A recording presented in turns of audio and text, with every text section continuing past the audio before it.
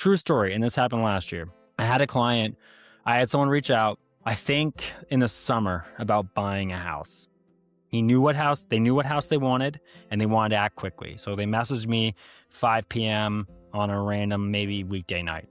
I've got a young daughter who just got home from daycare, so I was spending my time with her. My phone was on do not disturb. I messaged them back to see this house 3 hours later, say, hey, I'm available. We can go see this house tomorrow. After they messaged me, they had already called another agent, viewed the house, and wrote an offer. Okay, great. Good luck. No hard feelings. I just didn't get there. I'm busy. I value time with my family. They bought that house. And then 4 to 5 months later, I get a call from this buyer with buyer's regret who felt that they bought the house too quickly. They rushed the inspection, didn't negotiate on things that they should have. It was too much house for them. They wanted to get out of this deal and downsize. Okay, great. They wanted me to sell in the spring. This is 4 months after they bought it. I asked them what the plan with the house was. Single family home.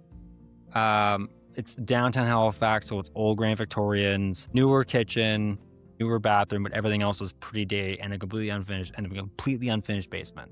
So the plan when they were buying this place was we were going to finish the basement, and it had no walkout. So they're going to dig a walkout and blow out a stone foundation wall to put in a walkout. Significant amount of money. It was going to be a $150,000, $200,000, maybe $250,000 renovation to get this thing where it needed to be. Okay, I had to price it out because I knew we were going to sell this thing in the spring. So when it came to pricing, I looked at the market and looked for comparables, and I found one comparable. One. Around the corner that had sold 2 months prior to them buying this house. Single family home, newly renovated, fully finished, completely finished basement apartment. Right around the corner. The actual, if you're looking for comparables, this would be the dream comparable. Similar layout, had already done all the work that they wanted to do. Great. It sold at $1,066,000. So $1,066,000. That was the purchase price. You looked at what they bought around the corner, not 2 months later, $1,002,000 difference or $34,000 difference. Why does that matter? They're gonna have to put in around, let's be conservative, $200,000 to get this house that they paid for $1.2 million to look like this house that was purchased for $1,066,000. That would have meant that they would have been all in on their purchase at $1.5 million, so $1.5 million.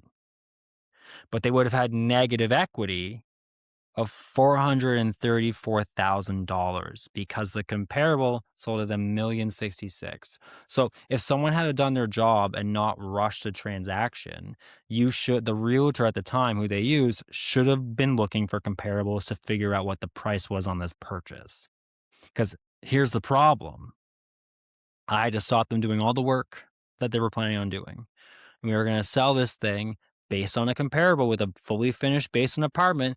That's about 80 to 100 grand in value.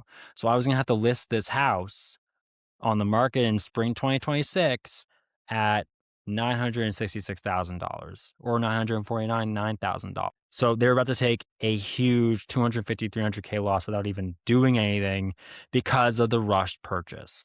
So this is why you consider comparables. And long story short, funny enough, they're not selling the house anymore. They're going to live in it in a few years, do the work, and then they're going to move on from it. So hopefully the market bounces back for them. But they're stuck. They have negative equity in the property. It was a bad purchase. And this is why comparables are so important when you are considering what to do in real estate.